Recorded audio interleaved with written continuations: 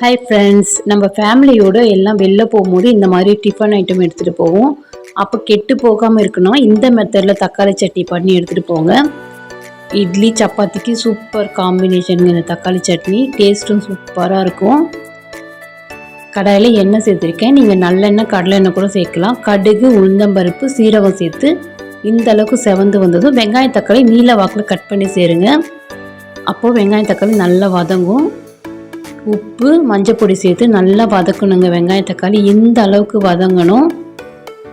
இப்போ இது கூட தனி மிளகாத்தூள், தனியாத்தூள், எண்ணெய் சேர்த்து நல்லா வதக்குங்க. நல்ல எண்ணெய் பிரிஞ்சு வரணுங்க. அந்த அளவுக்கு வதங்கி வந்து கொஞ்சமாக தண்ணி, கொஞ்சம் புளி தண்ணி சேருங்க. கொஞ்சமாக சேருங்க புளி தண்ணி. கொத்தமல்லி சேர்த்து நல்லா கொதிக்க வச்சு இறக்குனீங்கன்னா சூப்பரான தக்காளி சட்னி ரெடி. ட்ரை பண்ணுங்கள். Thank you friends.